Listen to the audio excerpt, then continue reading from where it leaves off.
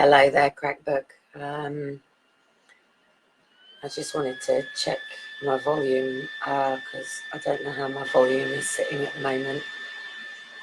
So if anyone, I'm just checking. I don't know how to check the volume, just checking the volume. Anyway, I'm sat in the dark. It's not meant to be dark. I'm just sat underneath my window. I'm just about to move because it's too dark.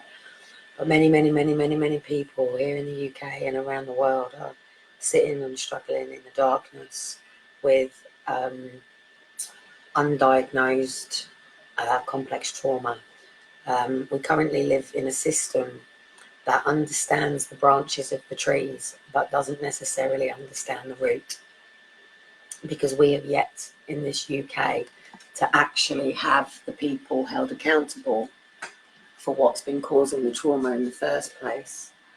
And until that trauma can be acknowledged, it's going to be very difficult for the people who have been through it before.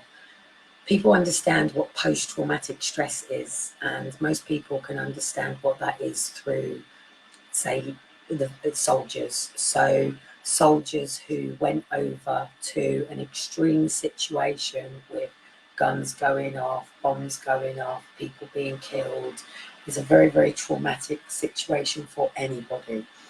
And most people who go out to war are people who choose to go into the army.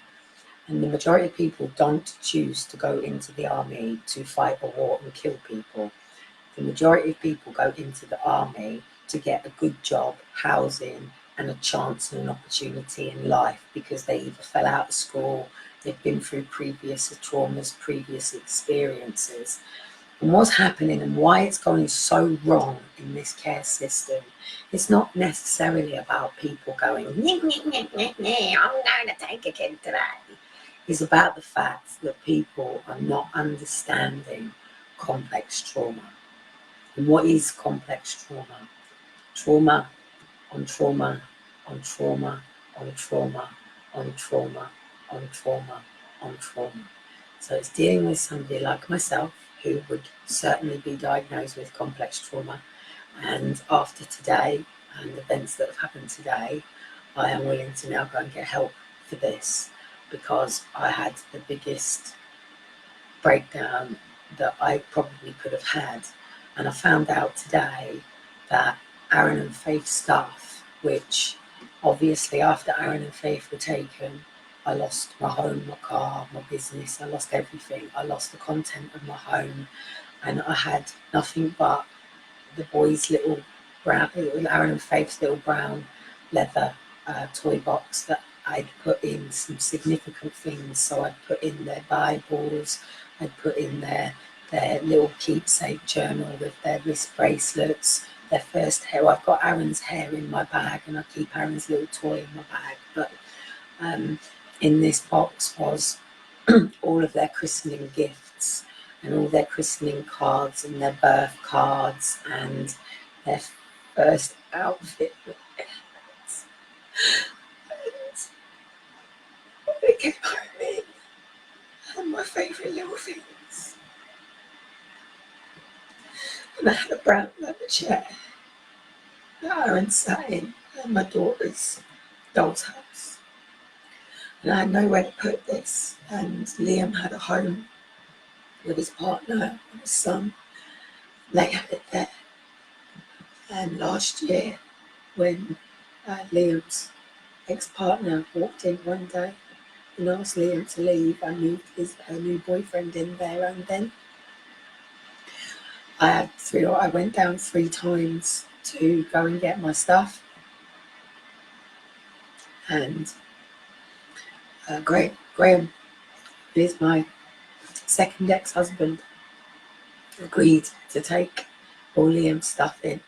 It was a bit shitty about the doll's house because it took up a bit of room, but he agreed. And my grandson has Aaron's chair, and This one box is all I've had. I've lost everything. I've lost all my personal teddies, things that are significant to me. I've got a bit of a box up on the top of the box in the bedroom of like photographs and Liam and Daniel's stuff. But I basically asked Graham to hold a lot of stuff, and some of my stuff from the eviction was put into my friend's farm, and it got all water damaged, and I lost all the years of all of the kids' Christmas stuff that all got collected, and Mother's Day cards and all of that sort of stuff. So I found out today that Graham moved, and he'd asked Liam to get his stuff, and Liam didn't tell me about it and just told Graham to get rid of it all, because Graham wasn't willing to move from a 5-bedroom house with a garage to an even bigger house that couldn't take a little box. And this man's compassion could literally just destroy the last things that I have left. My kids' passports, birth certificates, everything in the box.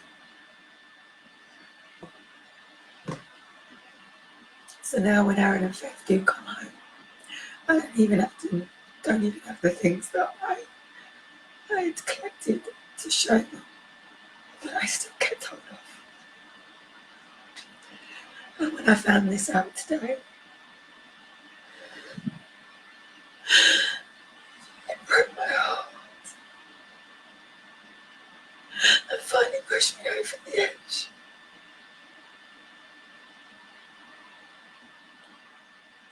I hate that I don't have anyone in my life that fucking cares.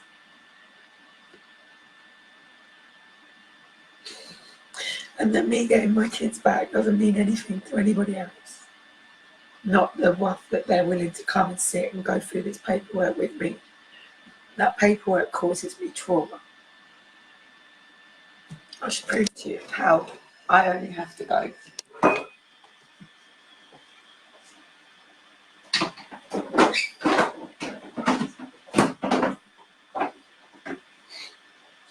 in this cupboard. You see it. You see the police officer pissing me out the door. But anyway, this cupboard down there at the bottom, that's all my bundles. So there's a black box that you can't see. That's my size. There's a black box. And that black box has folder. All my bundles. This is all of the paperwork that I've kept from Step Up Britain. I'll show you something. My Aunt Alison was actually probably the only person who, when I was on Daybreak, who understood what I was trying to achieve, and was probably the only person to support me. And when I come off Daybreak, I ended up going into the hairdresser, you know, the person who does your hair, your makeup and stuff. And I just broke down. I had 3 minutes, mate. They give you 3 minutes vibe, that's it. And I got triggered on the interview. In fact, when I did the Lancashire, this is back in 2010. So this is October 2010. And when I did the BBC Lancashire, they asked me a question. And that question was, do you think your children are proud of you? Because I was a benefit mum, blah, blah, blah. And I was trying to achieve this.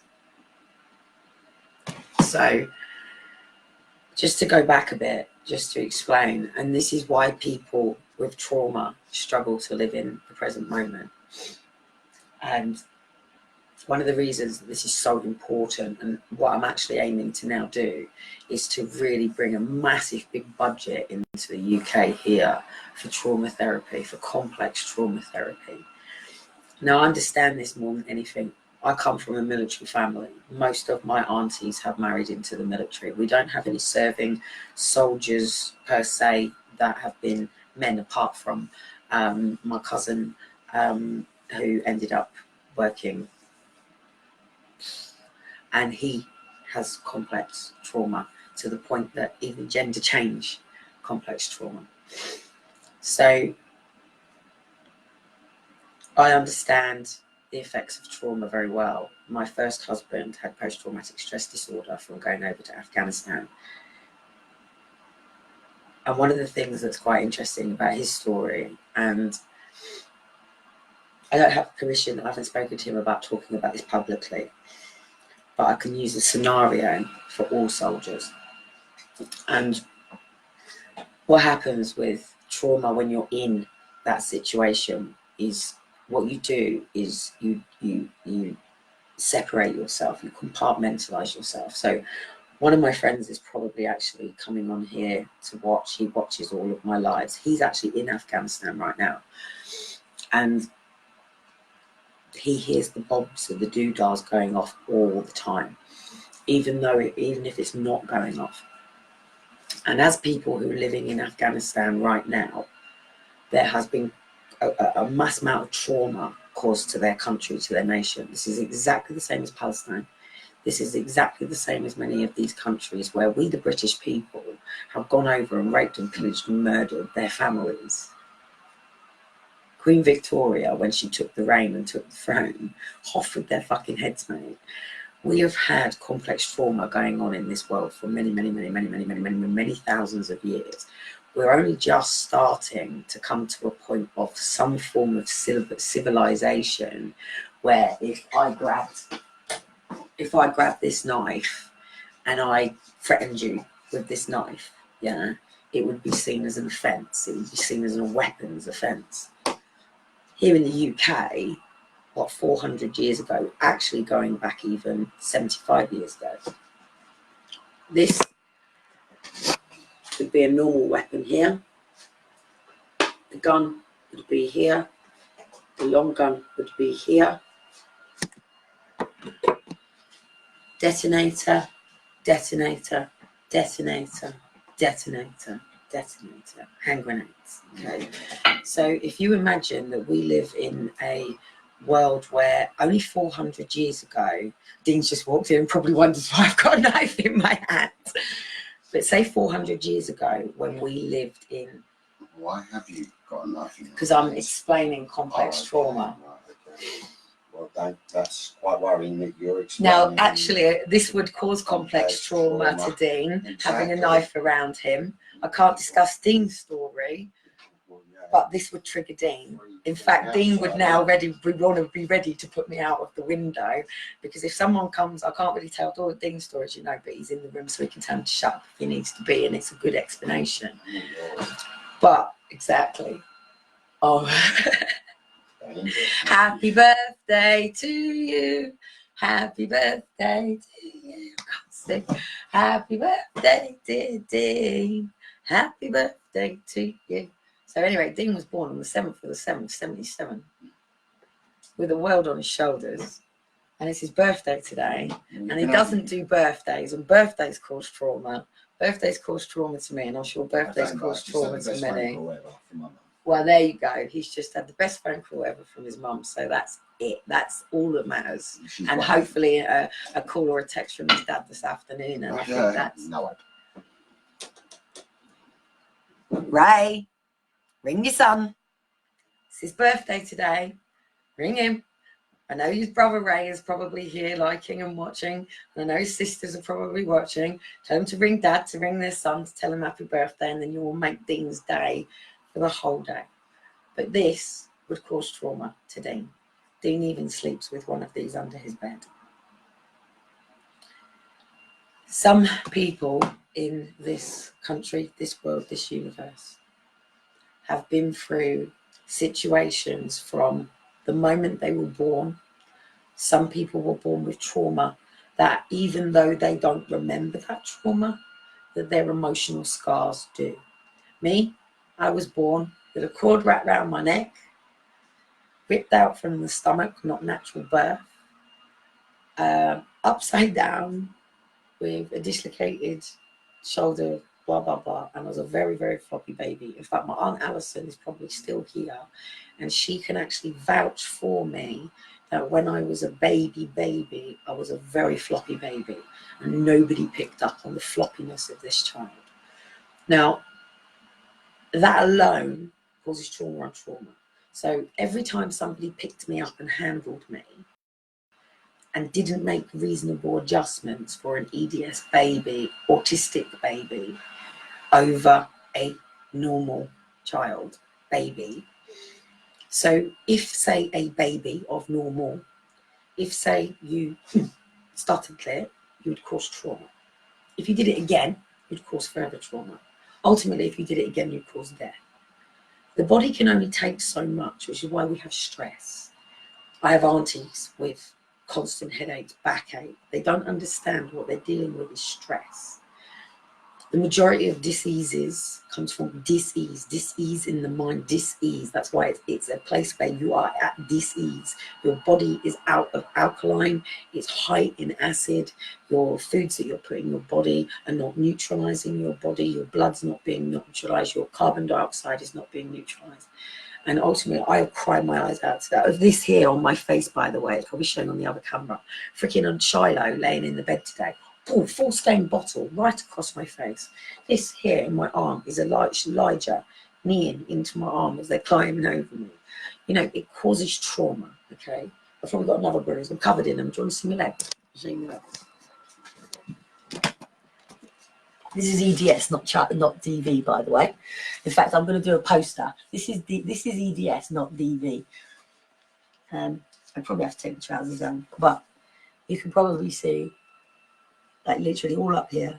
All up here, I'm completely bruised. I've got like the finger marks and stuff, just where the kids kneel and claw them all over me. I've got them all down here. I've got them literally all the way down the front of my shins, down the back and stuff like that. Sorry, cleavage out there. And if I hold my hands up, what have I got? Bingo wings. I know I've got bingo wings. All right, there we go. Oh, I've got scratches. I know I've got a fucking wicked one somewhere. Who is it? I know I've got an absolutely bloody brilliant one. It goes like this, the two. I can't see where it is. Yeah. Ah, there we go. No? Cool, I've got right bingo wings, haven't I? Anyway, I've probably got more somewhere. And now I've got this one here from Shiloh. So basically, when anything happens, that puts you into a place of fight and flight. So if I come at you right now, if you're a chef, yeah, and I was stood there with a knife, yeah, probably wouldn't faze you because I'm in a kitchen, chopping away, wouldn't faze you. When we had 9 police officers in the hallway last couple of weeks ago, and I said to them, look, my children are sleeping there, can you please either go into the kitchen or the living room? 9 police officers wouldn't come into a kitchen because of one man who can use one of these, okay? So when I met Dean, as you know, he was held on remand for an alleged stabbing. Dean has had many people put knives at him. He's even actually been dragged out of a car. He was very young in Manchester in the rougher days. What you've got to remember is we are growing up as a society. We are starting to realise that you don't hang people outside Parliament and put their heads up, and you don't kick the peloton, and you don't put people on crosses and nail them upon the cross. And be careful who you nail upon the cross, mate. In fact, Graham's going to pay a lot of karma for getting rid of my stuff today, and that's his karma, not mine. So therefore, you know, can't meddle in his karma. My internet's freezing a bit. We realise that if we were to somebody, police would be all over us and we would be done for murder. We even live in such a state now, whereas if anything ever happens to this nice and goes missing, and my fingerprints are all over it.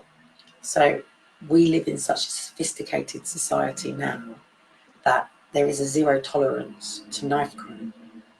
But we have a society out there that people are so scared of each other that people have to carry knives. Not because they want to use that knife on someone, but because they know that there is a chance that they're going to come with an altercation where that other person might have a knife. Now, here in the UK, we don't have guns. Over in America, they mix and match fire with fire. If you've got a gun, mate, then I'm going to fight you with a gun. You're going to bring a knife, I'll fight you with a knife. You're going to key your car, I'll key your car. Eye for an eye.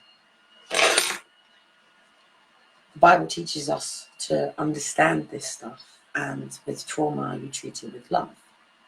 Now, we live in a society, and this is why the whole care system is going so wrong. Simplify it for you. If I was born as a straightforward birth, and then all of a sudden my mother or my father decided that they didn't want the responsibility to care for me, that's life trauma. Life trauma. That is sever your soul, break you, and totally recreate who you should have been. As I come into the world, the responsibility of my father, the responsibility of my mother, the responsibility of my 2 sets of grandparents, and the siblings that were born to them that become my aunts and uncles and my cousins. There is a responsibility in that family to stay as a family. Neither of my nans went into care homes. I know they intermittently went into hospital ill, and I'd ask my auntie to correct me if maybe my nan on my other side went into any care home. But as far as I'm aware, our family looked after my nans and granddads. As far as I'm aware, as it stands, none of my family, other than me, because I'm the black sheep of the family, and as soon as my parents divorced at the age of 11, I didn't just lose my ex-stepmom because I'd already gone through the divorce. So that's 2 divorces before I'm even 3. Hey. No, I was 11 when the second divorce came in. So by the time I'm 11, I've already had 2 divorces by my dad. So the divorce to my mum and the divorce to my stepmom. He's still with his 3rd wife. And I'd already had the divorce to my dad from my mum, and the divorce and the separation from her long-term partner, who I loved actually, Colin's sidecar race. I'd love to go and find him. He's in London and has a motorbike shop somewhere. I'd love to go and find him. And then her second husband, and that was a DV relationship as well. I witnessed the cord going around the neck, being dragged upstairs, being kicked in, door slammed, hearing my mum screaming upstairs. I was the one that ran outside. I was the one that was going to my dad saying, Mum is getting beaten, and my dad is going there, and my mum is saying he's not, and I'm the one that becomes the liar.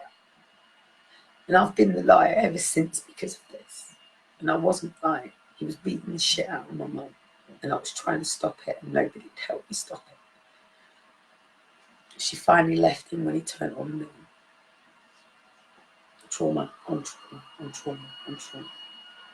Now, I have been for counselling. I've had years in counselling. I chose my entire degree in counselling, psychotherapy, psychology, purely because counsellors weren't getting it.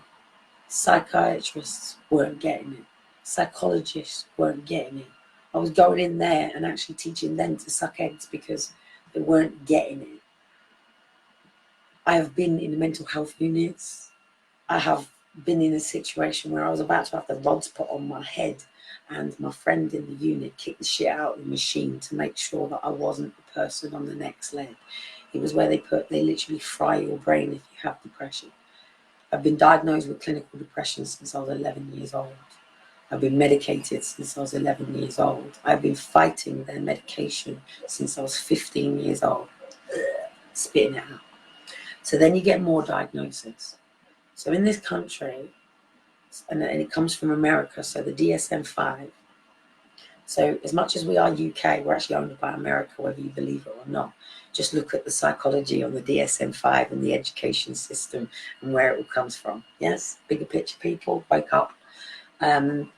So at the end of the day, hence why I grew up on Sesame Street, and we didn't have Sky or nothing.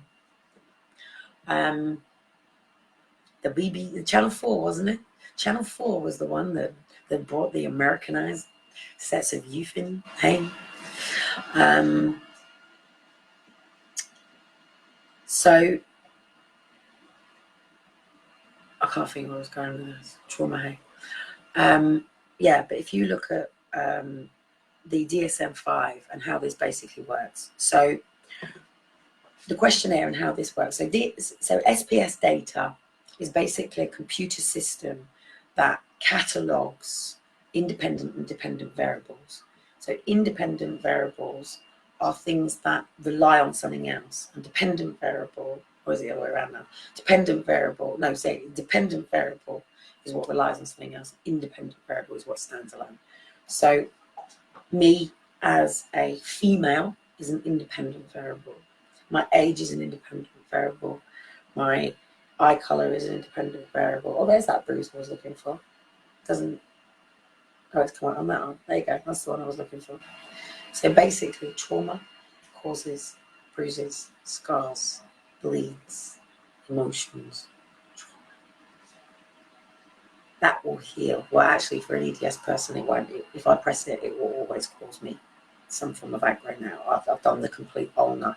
So basically, the ulnar bone runs all the way down there. So you can see the bruise runs all the way through. I've literally subluxed my ulnar bone. So the internal bleeding that's going on in the outside, and this should be in a cast. The only reason you can see it is because I don't have a cast on. If I had a cast on, you'd go, oh, you've broken your arm. I go, well, no, actually, I've subluxed my ulnar bone. Oh, what's your upper bone? I haven't got time to explain. So at the end of the day, by the age of 11, with my parents separated, this is how the DSM-5 works and how the SPS data that creates the DSM-5 works. So, considered trauma would be, now sexual, physical, emotional abuse is not actually in this, believe it or not, because it wasn't actually considered a statistic at the time it was created. So you've got things like moving house is considered a high stress. A divorce is considered a high stress. A death in the family is considered a high stress. Changing school is considered a high stress. Changing jobs is considered a high stress. Being sacked is considered a high stress. These are all quite simple, normal things that are about transition. And whenever there is some form of change, it can create trauma. In 2010, this is before I come out, is what I responded to, is what I kicked back to. George Osborne basically came out to say that there was going to be all these cuts left, right and centre, and we were having this whole new system and this is what's going to happen. And we, the United Kingdom, since then have been in trauma. We've been in delayed trauma. Universal credits is only just coming through. You're talking 9 years. So this country has been in complete trauma for 9 years of total uncertainty, with people not knowing what's going on, how it's going, and government is still fucking about. That currently, right now, we've got no government, we have no prime minister. School is nearly out. It's not yet, I think. Oh, it might be actually. It's the 7th today. Amber still hasn't told me. She's fucking pissing me off. I asked 4 days ago. I even have evidence on the video, 3 times asking her for this. In fact, 6 times asking her for it. It's urgent that I have the date that Parliament go into recess, being I don't have all the tools and equipment to do what I need to do, and I'm only one body, and I'm doing the job of nearly 1 million fucking people right now. We've been so designed in this system to be niched, to have one thing that we do. We're not made like that. That's trauma. We get up forced, not our natural body clock, an alarm to be at a job. For a forced body clock causes trauma. We go to work to a job that we really don't like, working for people that we really can't tolerate. That's trauma. Your child asks you for a balloon and they really, really, really want this balloon, and you've got 4 quid and the balloon is 4 quid, and really you need to get some bread, milk and eggs, but your child really wants this balloon.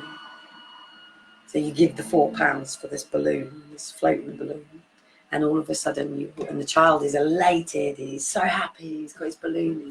In fact, my friend wrote a book about his experience of growing up with domestic violence, and even though you read all of the stories of the real, a man that was at the mum and at the child, he lived with real massive trauma. But because it was a daily occurrence, he managed to master that trauma and he managed to deal with it. And it became a normality to him. He grew up in an environment where this was normal. Okay? Normalized. It's been normalized. We as the British people have been desensitized. So we have been put in a situation now to become tolerant to stuff that's going on in our country. And we're told that there's nothing we can do about it. We're completely powerless. And we're even actually caused a cognitive dissonance, if you want to play with words, where now we live where, is it true, is it not true, is it true, is it not true, is enough evidence, what can I do about it? Overload, yeah? And it's designed to do that. Because then we can't think for ourselves, we can't make strong decisions, choices, we become codependent on the system that they've created. And that system's causing trauma. It's feeding out trauma. The internet here is feeding you trauma. It's traumatizing you, feeding you trauma. Even if now I decide to just fuck off and leave you all and just do whatever I do, and I'll post pictures of me at the airport and then flying off to the next place and where we're lounging and living a life of fucking rightly, I'll be traumatizing you. Because you're not living that life, because you're trauma. I could also be posting child paedophilia, state kidnapped, I'm traumatizing you. If you believe that your child is going to be taken as trauma, when social services send you a letter that says we have cause for concern for your child, in little print under it, it says, if you do not respond to this letter, we have the power to take your child. It's trauma. When a mum or a dad says to a child, you're stupid, that's the worst fucking trauma you can ever cause to a child. You've now just convinced your child they're stupid. Their behaviour might have been stupid, and to say that their behaviour was stupid is okay. That's the behaviour, that's not them. When you call a child stupid, you're fucking stupid. How stupid are you? Completely broken your child for the rest of their life. The power of words, the power of physical violence, threat of violence, attack of violence, penetrating with words and violence, putting people down, suppressing people, dogmatizing people, bullying people, telling people why they can't do this, can't do that, why they shouldn't do this, taking away children's independent choices and decisions, telling them whether you can't afford to do something. It's all trauma. The question is how we deal with this trauma. Some people are taught emotional intelligence. Some people understand the difference in being in the flesh and being in the spirit. Whether you believe it or not, I am a spiritual being having a human experience, and so are you. And we're here to understand this, and we're here to be able to stand in a situation where we don't go into fight and flight. I get really annoyed with the Lord and I tell him to fuck off with your trials and tribulations and fuck off and leave me alone with your stupid war. But the fact is, we have to master this stuff whether you like it or not. If I put this into your face right now, and I was stood, and I'm sorry to anybody who's been through DVD, I'm sorry to the person who's probably now cowering under the fucking table because I've put a knife in front of them. And there are people in this world right now, Gurkhas, mate, they come in with the knives like, but I'm getting really used to this shit. I might be turning into the person that keeps the freaking knife at the moment. Do you know what I mean? I'd rather have a gun, mate. Go. In fact, when I roller skate, I shoot the police station every day. I've got one song on that comes on and it's like a machine gun. And I'll stand at the police station. I go, boom, boom. That's how I get rid of my anger. We shouldn't be angry people. We should be peaceful, harmony, prosperous, loving, kind people.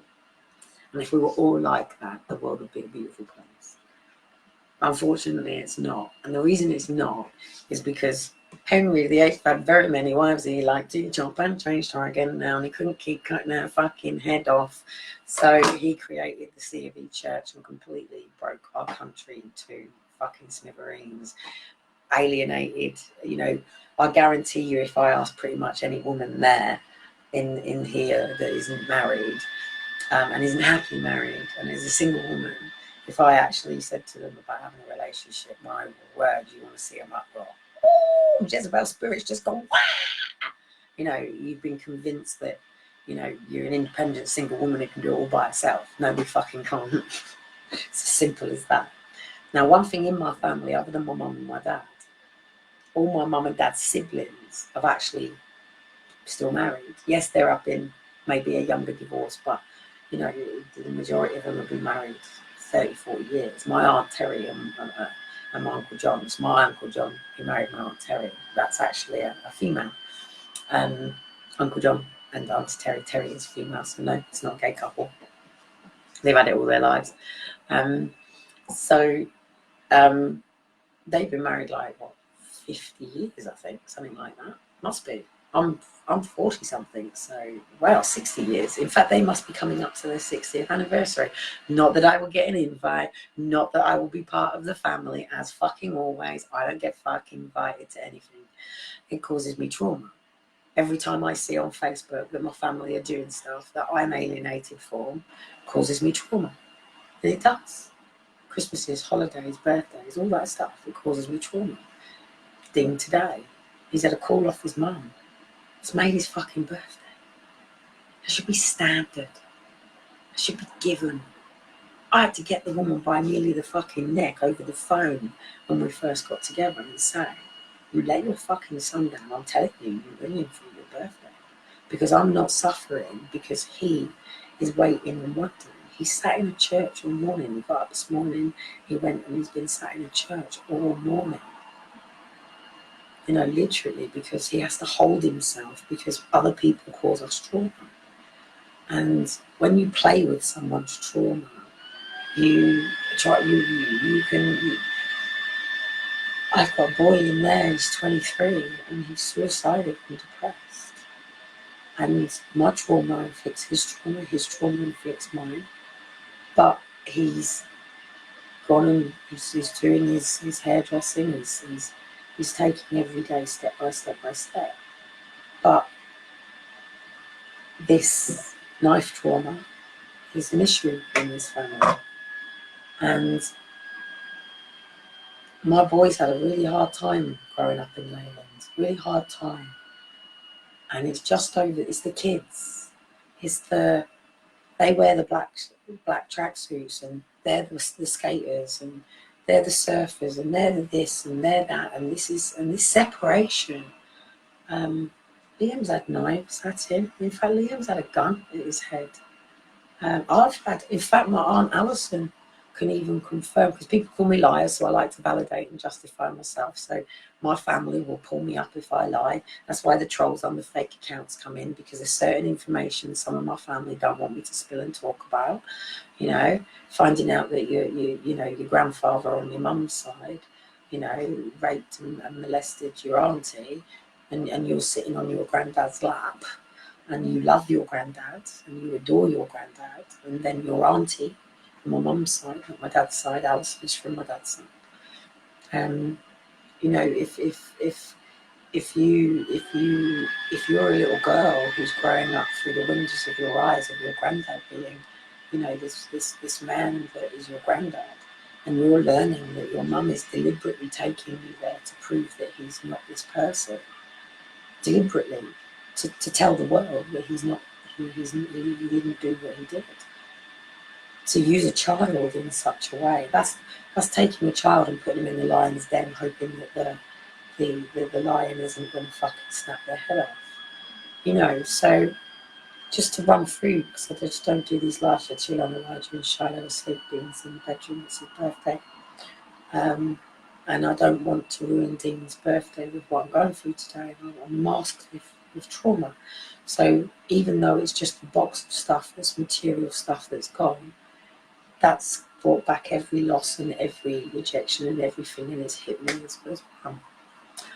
Russell Brand did a really good video about a couple of days ago about a breakdown or a breakthrough. And Russell was dealing with Brian, who's the person that I post, and he interviewed her recently. So he's been going really deeper into understanding trauma and where this trauma comes from, and how I was saying, like, you know, my friend who wrote the book on DVD, and I always do get around to my point, by the way. You know, he said even though he had witnessed this on a daily basis, and bring it back to the mother with the balloon, his mum had managed to give him money to go and get a balloon, and he knew He knew what his mum had sacrificed. He knew. And when he got home, his dad didn't put the knife to his mum. He put his fag to the balloon and popped the balloon. And that sent my friend nuts.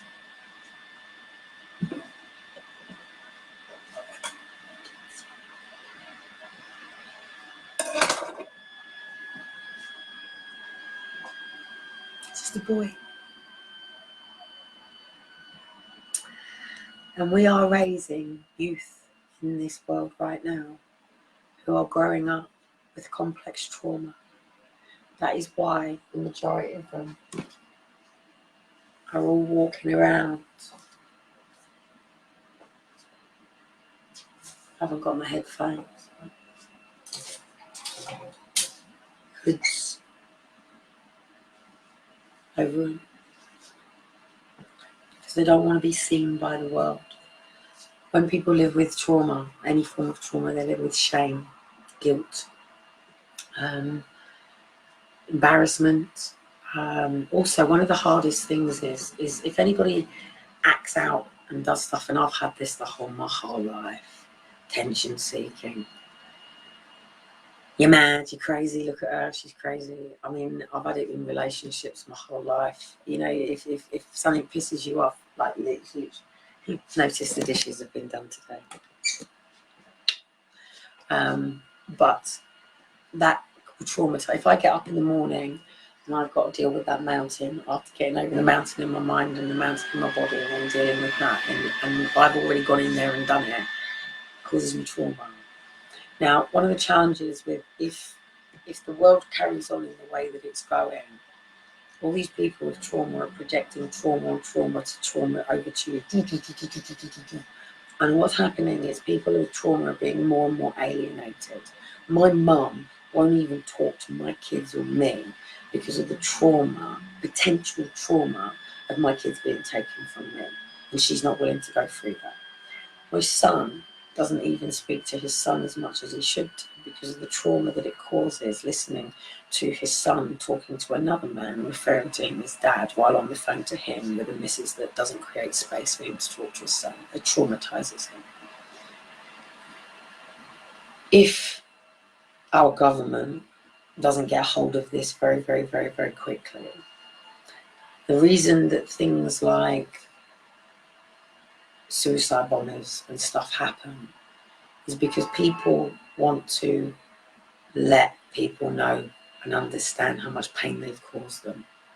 And that's why people walk into schools strapped up with bombs and put people through the fear, because they get to a point that nobody listens, nobody's understanding what they're going through. If you know somebody who has a meltdown, cries, breaks down, understands and agree with what they're going through, understands nothing right now. I don't know what you're going through, you haven't told me, or I know what you're going through, you've explained it, but I could never understand. I might have similar experiences, but I can never understand how this feels to you. Do you need anything from me right now? That's what somebody like that needs. Not fucking hell, you're mad, you're fucking crazy, you're off, for fuck's sake, what we've got, it's just, do you know what I mean? You're causing more trauma. Now, one of the reasons it's going so wrong in this system is because rather than understanding the trauma of the person, what people are seeing is the episodes around them. Depression, mania, boom. And these diagnoses are coming in. Borderline personality. These are all subtheories of trauma. So then you've got these long lists of all these diagnoses that people have got. Depression, eating disorders, anxiety, conversion disorders, and boom. And then all of a sudden you've got a judge sitting in front of it going, and I've got to put a kid in that home. Now, if you understand complex trauma, post-traumatic stress, and we're only just giving treatment for post-traumatic stress in this country, like I said, in order for you to move to the solution, there has to be a recognition of the problem. I can never get the true help that I need because my family did not take responsibility, that they abandoned me. All of my family did. Whether they had their own lives on or not, whether they had jobs on or not, I was a child. And they all were responsible for allowing the abuse to carry on. and they were all responsible for alienating me and choosing to believe my mum's brother over me. And my dad carried on training with him, not to eventually off him, but because he didn't believe me. They've all listened to my mum. In fact, my book in 2010 got shut down because my mum went around to all my family members, including my ex-steps on other sides. And she's been talking to my dad ever since. She never bothered with my dad. And she's turned my dad against me. She's turned my step-parents against me. She's turned my brothers and sisters against me. She even managed to nearly get an injunction to stop the book. In the end, I just burnt it. You know, I've done nothing to my sisters. My sisters don't talk to me because my mum just lies, spreads shit, tells people that I'm this and I'm that. She even used to tell social services, you know, that I have this and that. If I have trauma, I don't come from family that love and adore me and care for me. This birthday, I'm 41, and it's the first time I've had a birthday card of an auntie and a cousin since I was 11. In fact, I haven't even been with my dad for his birthday or Christmas or any holiday or Father's Day since I was 11. So if my family want to continue pointing at this adult that gets traumatized more and more and more every day, they're causing it. They are the gaslighters. They are the ones that are manipulating and telling me whether I can or can't do stuff. They are the ones that have sabotaged Step Up Britain. They are the ones that have sabotaged. Like I've said, my Aunt Alison is probably the only one, and my cousin who's very busy, but and my cousin Daniel, you know, it's my cousin Daniel, who, you know, as we know, took his own life. And we really need to come together as families. We do. We need to take responsibility for our own families. My son is dealing with trauma, and I'm not helping the situation at the moment. And I need to get help with my trauma. So this month, we have all got to really, really raise the roof, because this country has to take responsibility for the amount of gaslighting and trauma and fake news and conspiracy and the way this system has been structured that hasn't understood people from all avenues and all angles of life. And it has fucked up, and it is responsible, and it has caused for the breakdown of society and the breakdown of family. And it has caused for a society of youth that don't know who they are. And it has caused for a generation like my generation that are stuck in, we were quite the option career-based at that sort of point. And our generation before that, you know, wouldn't know what passion and doing what they loved even was. They're still in the industry, and, you know, most people, you know, so, and we're only just starting to ignite something in the youth that actually they don't have to go to school. They can be who they are. They don't have to wait until they grow up to be who they want to be. If I wait until I grow up, I'm going to be growing up every day. So, you know, from the moment we are born into the cradle, we should be who we are, and that nurturing comes from the parents. Elijah, not my Elijah, but the Elijah who was the last prophet to go through the gates of heaven. He was the first person to tell his butcher, baker, the candlestick maker philosophy of family that he wanted to be something different. He wanted to go and find his own path. And our children have their own paths. Aaron and Faith have their own path. They will come back to their mum, of course they will. You know, all children do. It's imprinted. You know, my children imprinted on me. We had a bond. We have a bond. My son is 23. You know, when he's down and he's depressed and he's suicidal, he's here with his mum. You know, so, and he's been really kicked in the teeth today by the fact that he's had to tell me that my stuff's gone. And, you know, he took the responsibility, and it's mine. But, you know, and his stuff's gone. So he's lost all of the letters that I wrote to him, all the little things that he's kept that I've given him as he's grown up. So all that's gone. So I'm in a complete shell. My house doesn't even represent me. This isn't my identity. I hate this fucking top. You know, these knives are fucking shit. My car is a fucking My music is smashed to fucking smithereens. You know, my Provident loan are fucking dealing with me. My Barclays complaint has been backhanded, and I'm now going to get massive fucking charges. And all because this man can't take responsibility for his daughter.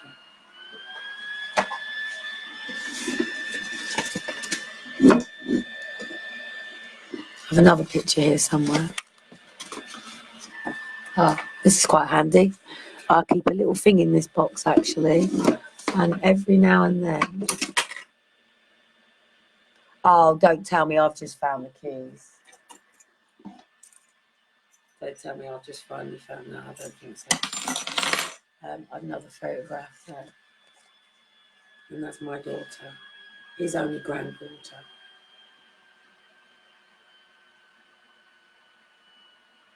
I have an auntie who actually a special guardian of a daughter that's actually not even her son's.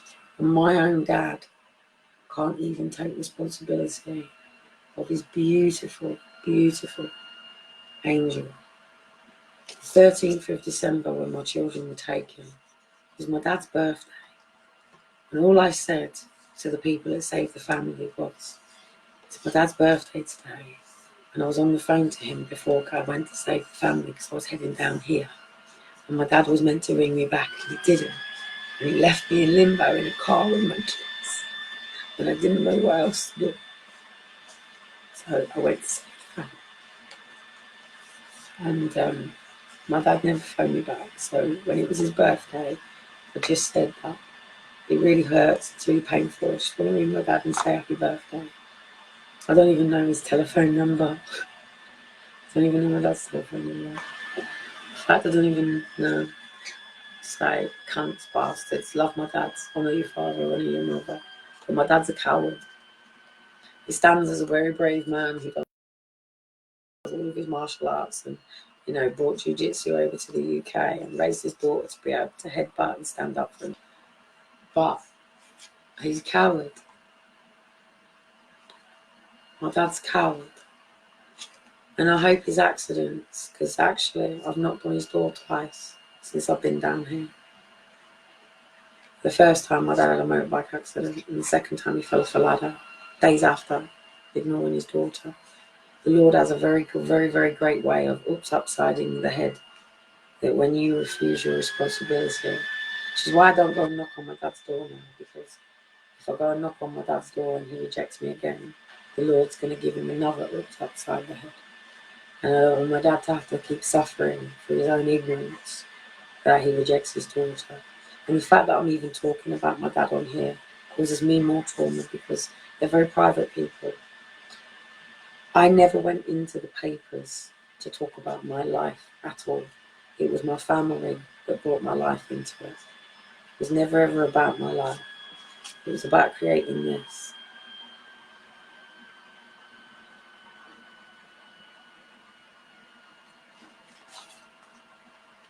It was about creating circles of support. And in Port Preston, we did a pilot study. And basically, for people like me, for people with learning difficulties, people in social services, we completely redesigned the system called the BLT, which become pathways, which become something else and something else. And basically, that was for people like me to identify who our support network is. When I melt down, people call me crazy. You look at her, she's mad. I told you she fucking lost the plot. No wonder you lost your kids. That's right. I don't need that. So right now, I'm searching for a place that isn't systematic. So I'd rather design it myself. And I would like an equestrian where people like me can go with their kids, with their partners, with their family, if they need to, and stay in a bit of a cottage, and family and friends can come whenever they want. There's none of this 24 hours notice shit. As long as we know who your family are, and even if family just turn up to see you, you know, we'll just check them in and they can come and see you, stay, whatever.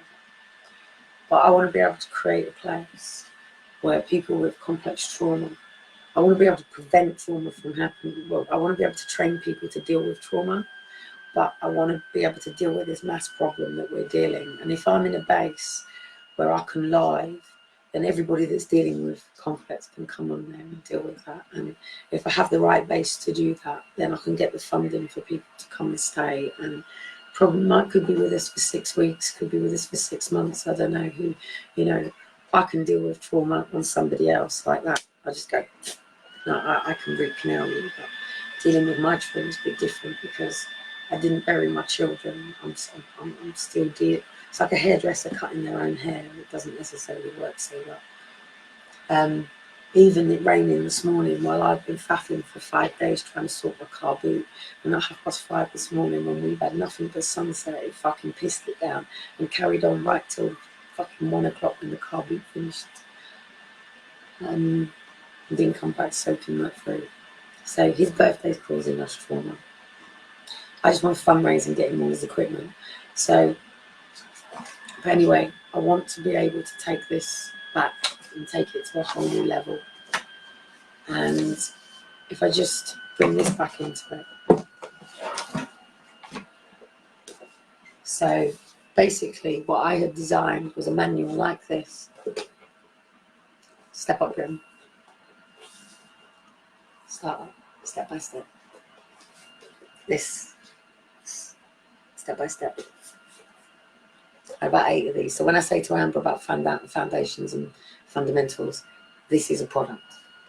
This then can have, hasn't actually got the price on the back. So basically, this was the I was working through this as we were doing it with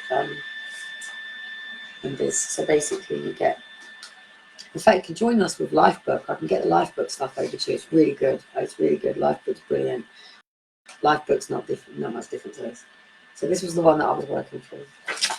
And this is where I have all my notes, or some of my notes. I don't like to ruin these pieces of paper.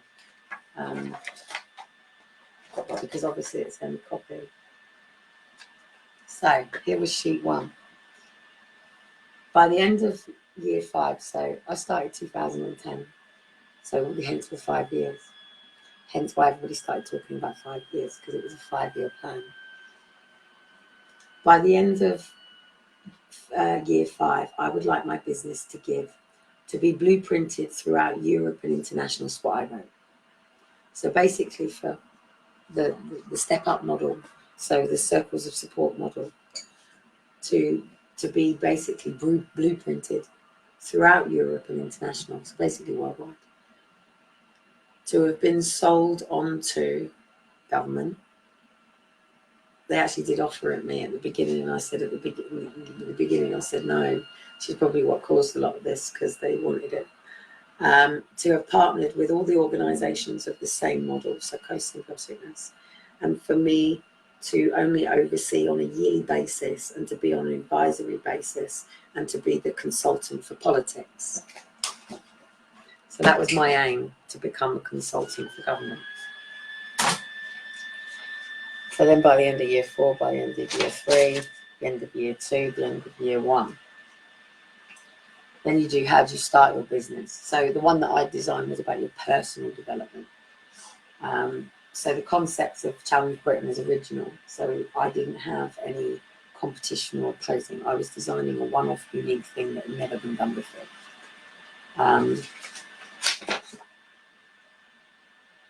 Initial business idea.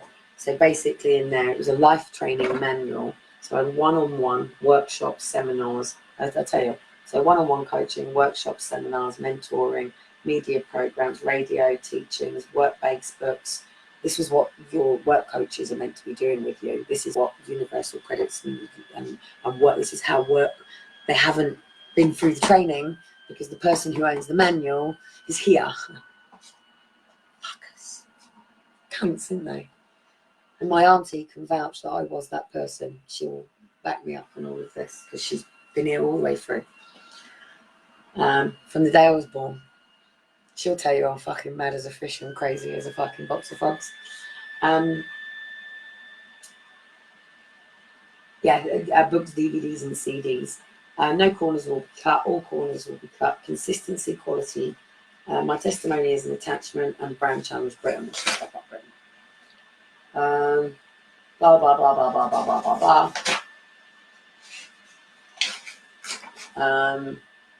So here we go. Practice what we preach. So marketing research. So what foundations will Challenge Britain have? What are the ethics of my business? What is the ethos? What are our standards? And what is our message? Now, every single one of you has to have this, ask this question before I go. So as you as an individual, I'm going to ask you a question. What are your foundations? What are your ethics? What is your ethos?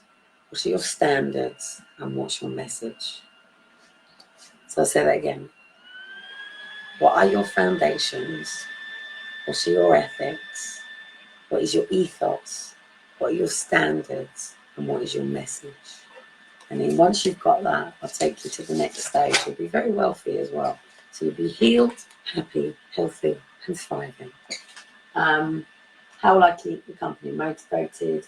When partnering, how will standards be maintained? And what quality will be controlled?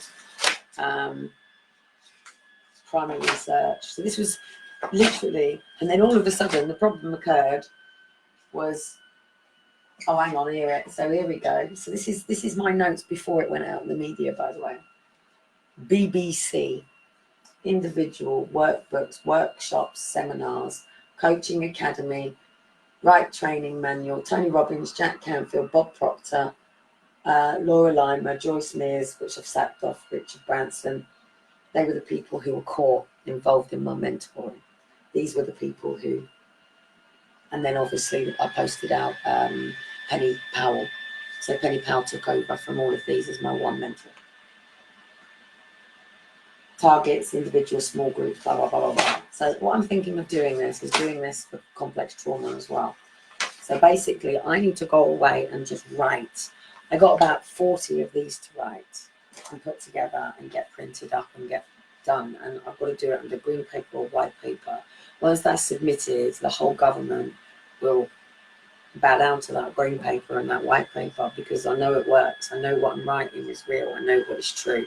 I know why it's going so wrong. I understand it from a completely different point of view, and it is just because every single one of you here that is here right now is dealing with some form of trauma and stress. And it's either coming out in a health condition or it's coming out in some form of chaos in your life right now. And you know you want to get hold of it. Or you're just here to support me. Or you're here to just stalk me.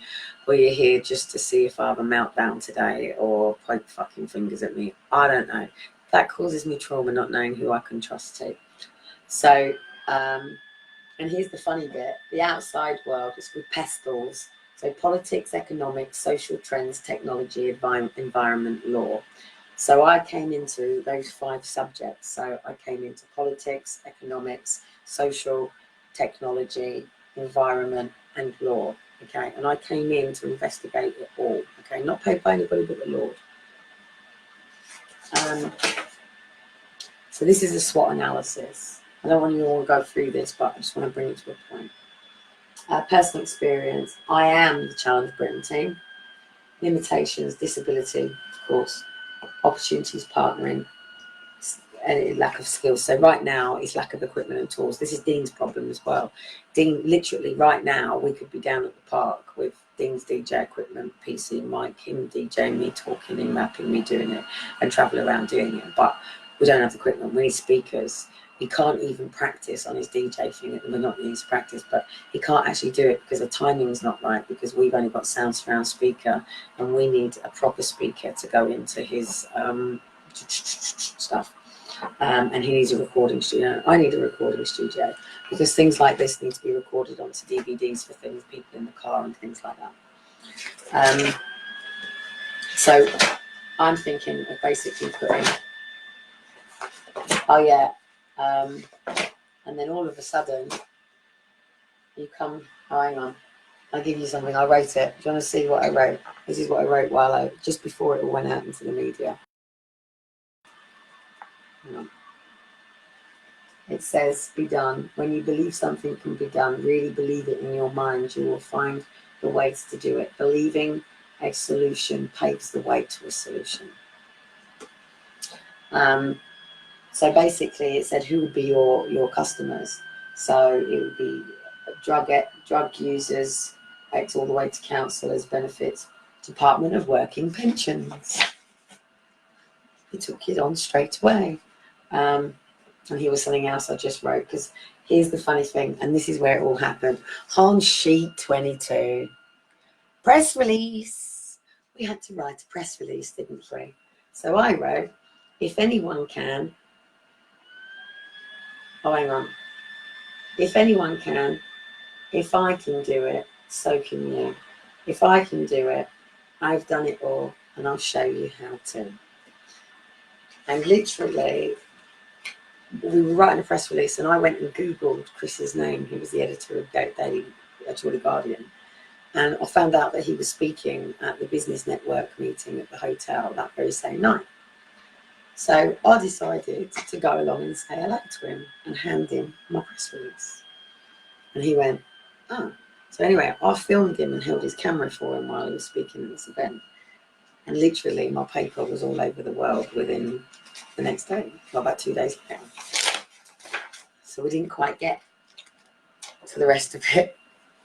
And then obviously it got taken over by everybody that sort of got in and got involved. And one of the things that I've still got to do now, and saving up for tax dates for my diamond.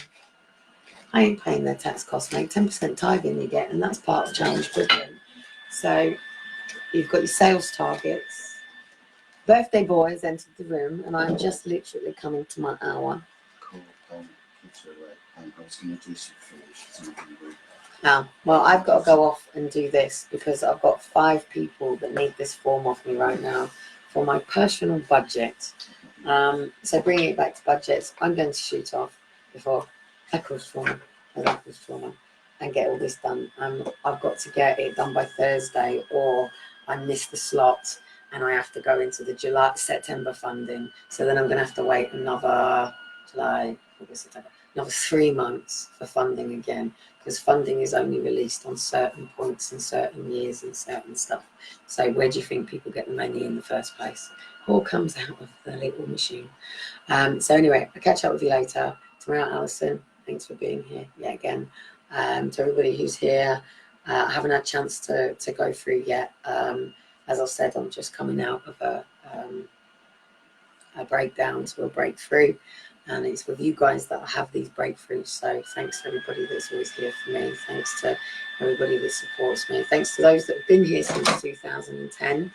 If you just got on after Aaron and Faith, thanks for being there. And thanks to those that do deal with my, my when I want a machine off and get it and understand. So, and hopefully I will see you all for fundraising to get this equestrian up and running and get this. I need another word, the opposite word for trauma. So I don't want to focus on trauma. I want to focus on whatever it is when you haven't got trauma. And I don't know, because I've never lived like that even once in my life.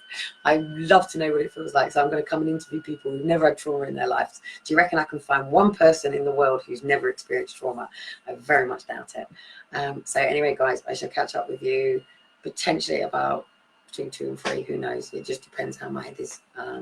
If I need to offload, then I'll see you later. If I don't, hopefully Birthday Boy will be DJing, and I'm hoping to God these speakers are going to turn up in time. So please, Amber, get on with the bits and bobs. That would be amazing. He doesn't know fucking jack shit yet now, so if it doesn't happen, I don't want him to know, because I don't want to disappoint him. But maybe if he does know, he can get on board and get involved, and maybe I can get him to go live on his own thing and talk about what he's doing. Who knows? So anyway, see you later. Bye bye.